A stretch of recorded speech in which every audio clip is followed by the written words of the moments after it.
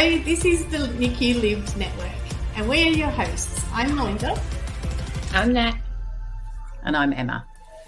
We are all NICU mothers using our lived experience to partner with health professionals to impact research, advocacy, and clinical practice.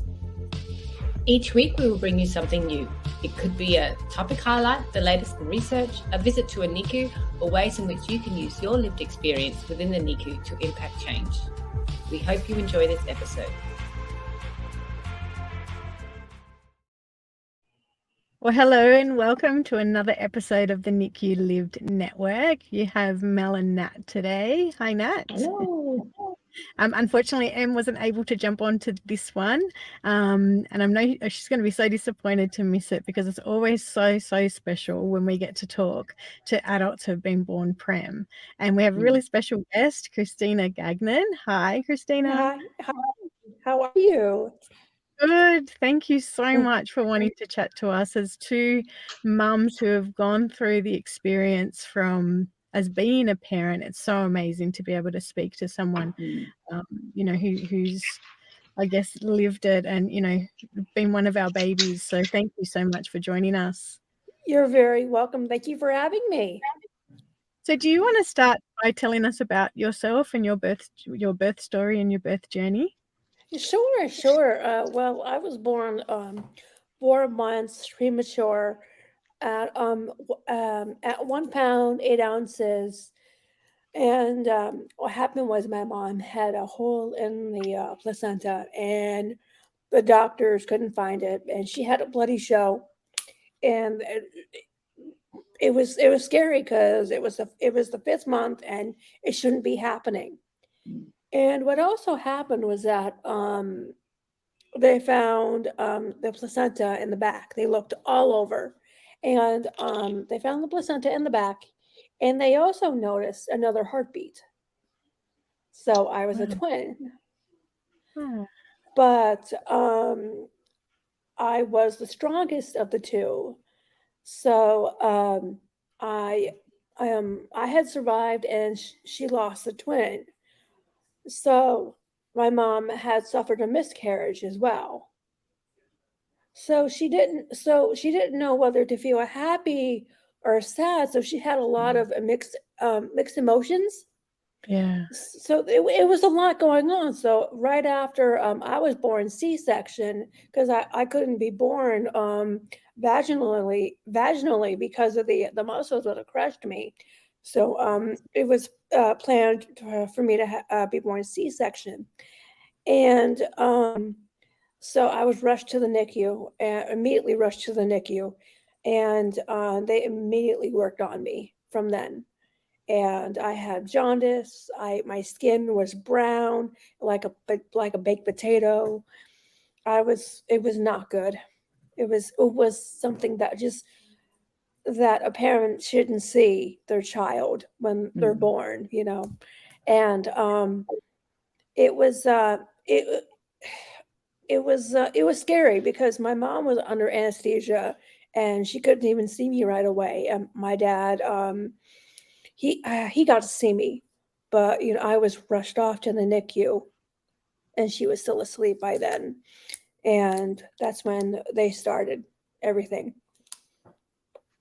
So you're recalling this experience, like your mum has shared all of this with you, like she spent a lot of time giving you information of, your journey. Yeah, she still does, like quite a lot.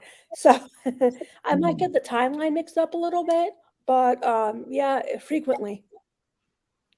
Wow, that's great. And so how long were you in the NICU? 212 days. Wow. So this was 1986. Yes. It'll be 37 years on October 30th. Wow. So a long time ago. I guess, so my son was born at 27 weeks, and that was in 2004. And how scary that was, but I guess having some kind of understanding about how far medicine had advanced and technology and things like it's so hard to comprehend that situation in 1986 with what kind of support and medical know-how they would have had at the time? Well, there wasn't any support back then. There was like maybe like one support group at the hospital, and that was it.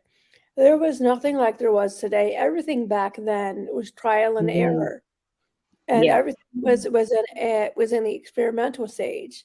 There wasn't any high-tech technology like today. Everything the doctors had to think of was like that back then.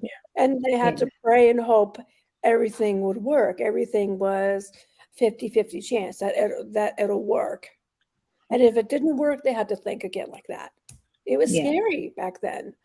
Your survival is absolutely critical. It's incredible. Well, I had a 14% chance of survival. It was very slim, not counting the quality of life. Wow. It was scary. When you talk about quality of life, how has being born so early impacted you growing up and now as an adult? Well, here's the thing. Also in the NICU, I had struggled with a lot of deadly diseases and infections that could have killed me. I had BPD, NEC 3 times, collapsed lungs 44 times. I had gangrene a little bit later, but still in my infancy in the NICU. That was caused by an IV that got that was in my right thigh that got infiltrated, and a blood clot traveled through my body, and it landed in my left foot, and it was due. It landed in my left foot, and it caused me to get gangrene and lost all of my toes. So I have been physically handicapped since birth. But I can walk and I can run and I can drive my car like everybody else. I can swim and all that. But I just keep on chugging along. And it was scary in the NICU because my parents thought they were going to have to bury me a few times. I've been very close to death. But I'm like, here, hold my bottle, I got this. I surprised the doctors quite a few times. Yeah. And where they were shocked and astounded that I actually made it, because it was scary, very, very scary, because my parents were in their late 20s, and this was all thrown at them because they had no idea what was happening. And my sister at the time was 4. Okay. I was just about to ask if you were their first baby. No, I was the second born. Yeah. Which has its challenges as well, because they're trying to be so focused on you within the NICU and also look after another baby at home. Yeah. Mm-hmm. Yeah, my sister. Yes, Natalie. Oh no, sorry. Keep going. Keep going. Okay. Yeah. Okay. My sister, on the other hand, she handled it like an adult. She wasn't a whiny 4-year-old asking mommy, daddy, what's going on, whining, crying. No, she knew what was going on. She asked questions. Then I don't think so. But she was quiet. She was usually in the NICU for about 30 minutes, but she knew it was time to be an adult. Mm-hmm. And she knew it was something serious. And me and my sister, we've been extremely close ever since. And she was the first person to always make me laugh ever since I was little, because I was a very serious baby. I wouldn't cry at all, because a lot of simulation I had with the therapist, even after the NICU. Right after I came home, there were 3 therapists at the front door waiting to go into the house to see me. So my parents couldn't even spend time with me. I had to be handed off to the therapists for 3-4 hours a day. And my family couldn't even couldn't get to know me. So this is even after the 200 and something days that you've spent in hospital? Wow. Immediately right after. And I guess that's kind of yeah, I guess you spent such a long time in the NICU, and then it sounds like there was quite an intense period afterwards. When you went home, with the therapist, and then those ongoing, what were the other ongoing kind of experiences or challenges that you faced growing up as a kid to an adult? Like, Yes, because when I was a kid, I also was a very angry child because I was confused of my upbringing. And I knew I was different, but I couldn't understand why. I mean, I would I was angry a lot and I was confused. And when I would get changed, I would kick my mom a lot, not to be malicious or anything, but it was because my mom would be the one that would take me to the doctor's appointments, to get my medicine, to to do all these medical things, to take me to the therapist, always. And I never really had time to be a child and play because my life always consisted of doctors and nurses in my face. And so I kind of thought of her as the bad guy. And it wasn't until I was 7 or 8 until I said, "Mommy, I love you," because I was just angry. And she knew. She knew that she understood what I was going through, but it was highly stressful and everything. And I was a baby, because I had no idea what was going on. It was I guess it's something that we don't think about as parents, No. isn't it, right, Nat, in terms of Yeah. how being born so early and how, all the challenges that comes with that, how they perceive themselves in the world, Yeah. and trying to navigate. Really thought Yeah, about because that. you always have a doctor in your face right up here.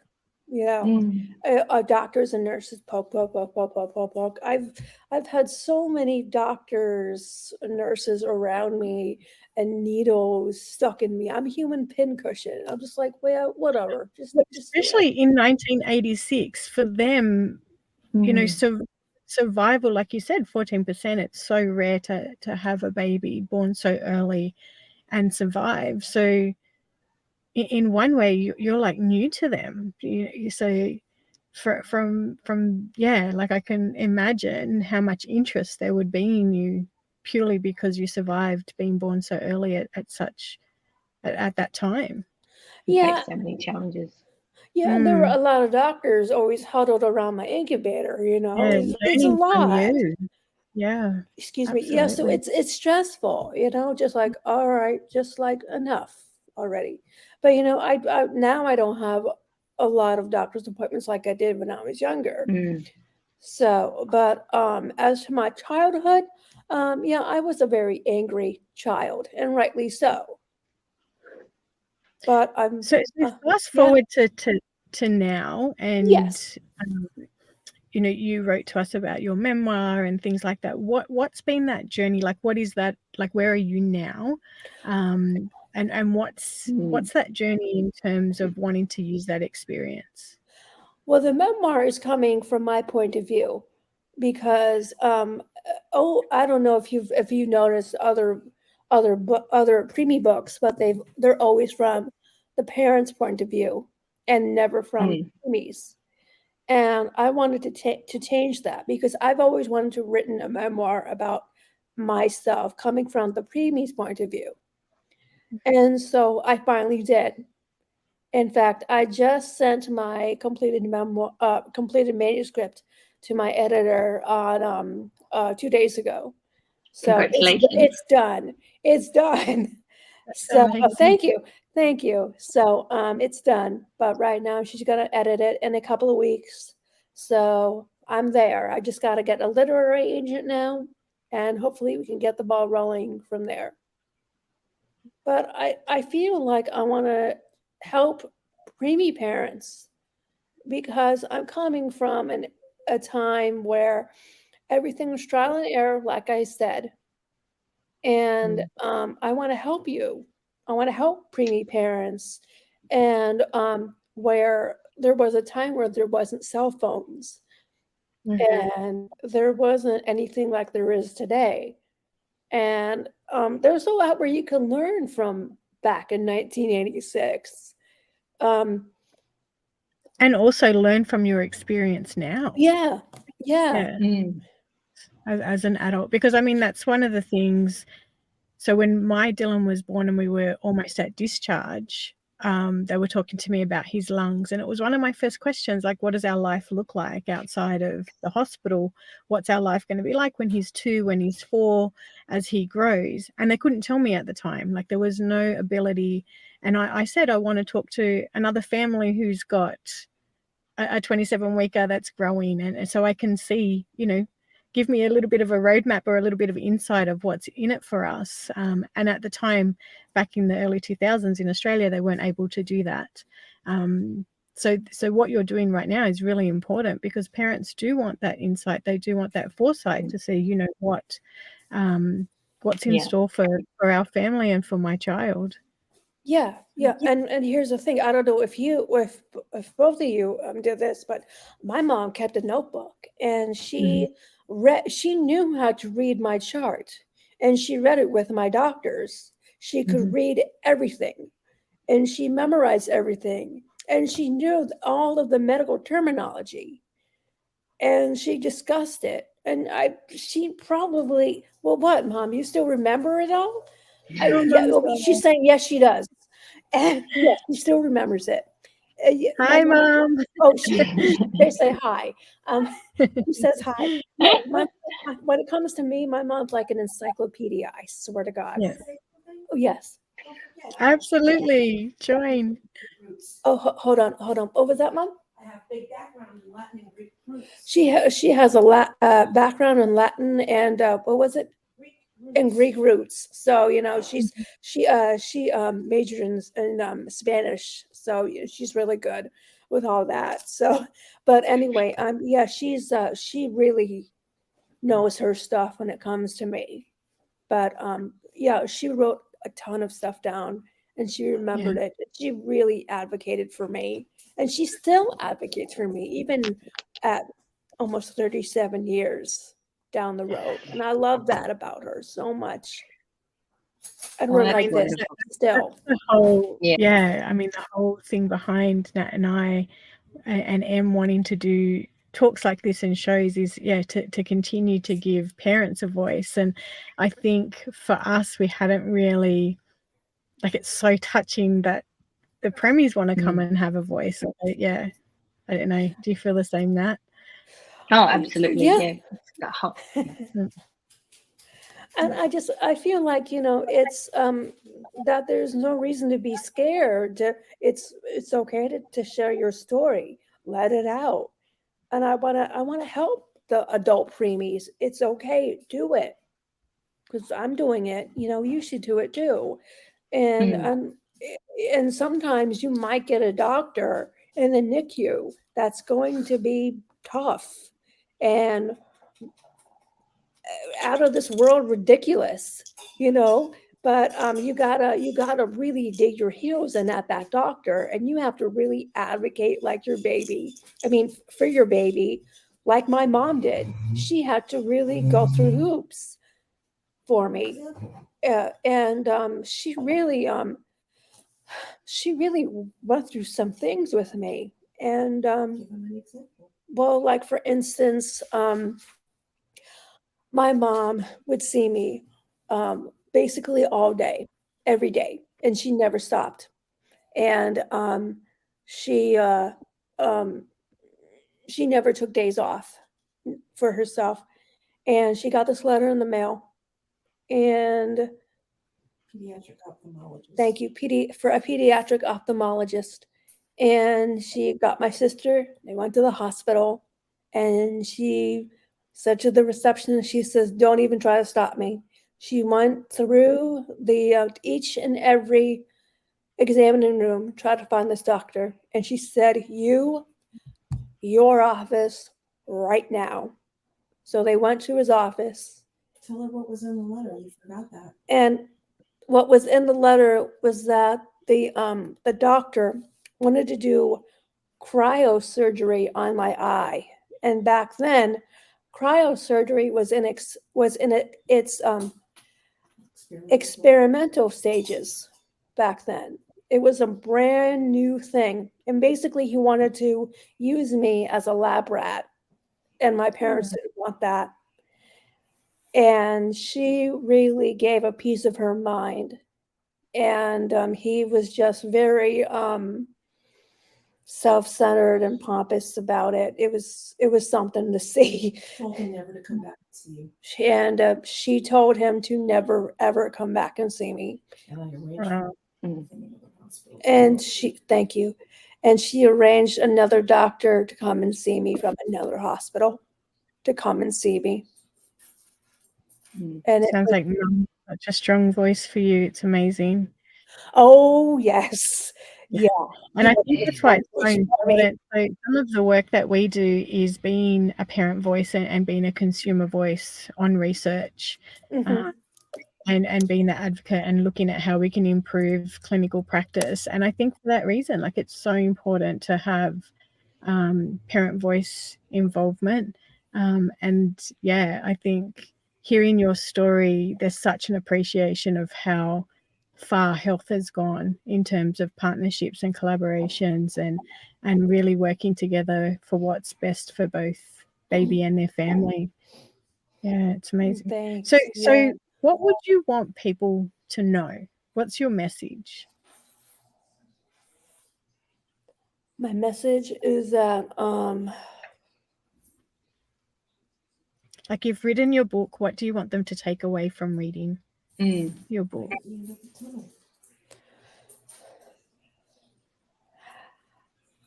well, that there's always going to be light at the end of the tunnel.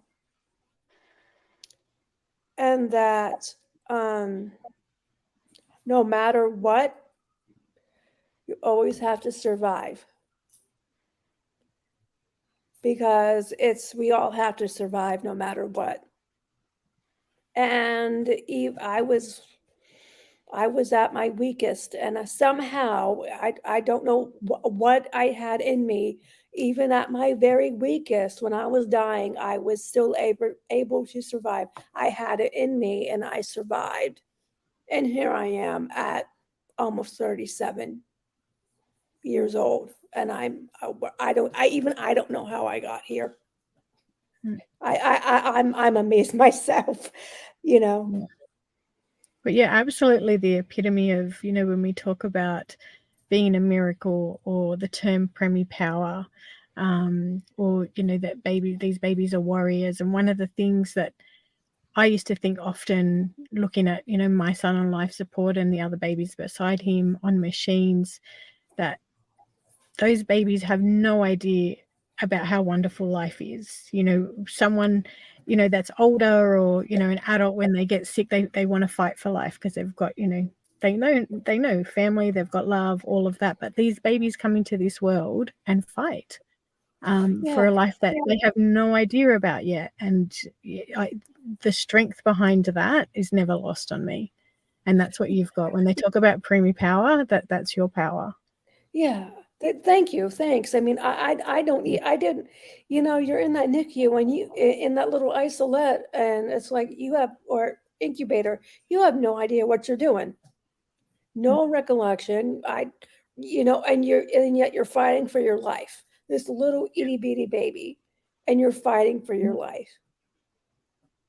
So I don't It's know if you crazy. watched the recent episode. Yeah, absolutely. If you've watched a recent episode that we did with Lauren and Juliet from the Adult Preemies Advocacy Network, they're based in the UK. I don't know if you got to see that, but they would be Yes, I amazing for you did. to connect with, because I think this rising up of this global voice of, because you're right, parents are doing it so well. There's so many parent groups around the world, but to be able to elevate it and give the adults and the preemies growing up a voice, I think it would be a wonderful way for all of you to connect. I'm a part of that group on Facebook. Great. I'm already on it. Yeah. Excellent. Wonderful. It'd be Yeah. great. So- I think perhaps maybe everyone, interview later on. Like, Yeah, that'd be Yeah. great. That would be Yeah. great. Yeah. I've you, Matt. I already have a couple of friends who are adult preemies, and it's just so nice just to connect with them, and they're so nice. It's nice to connect and have that type of bond. Yeah. And it's great for us as parents to listen. Yes. Yeah. And I mean, and that's important for parents too, to have that peer-to-peer support. So it would just be natural that you guys would want that peer-to-peer support and know each other as well. So if people want to be in touch or learn more about you, or, you know, stay in touch when your book is released, how do they do that? They can go on my Instagram at CLGagnon30, and I have a link tree, and in my bio, you can click on the link, and it has everything from my podcast interviews I've been on to my Facebook, and I have articles I've been featured in, and that's where you will find me. And I have scar stories and photos and all sorts of things about my journey.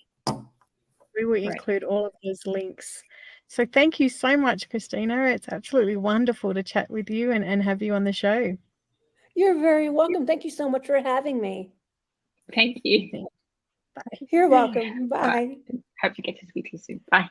Bye. Yeah, keep up the good work. Thank you. That's a wrap on another episode of the NICU Live Network. Thanks for joining us today. To stay connected, please make sure you're following us on social media. And if you found value in this episode, please share, like, or comment. We'll see you on the next episode.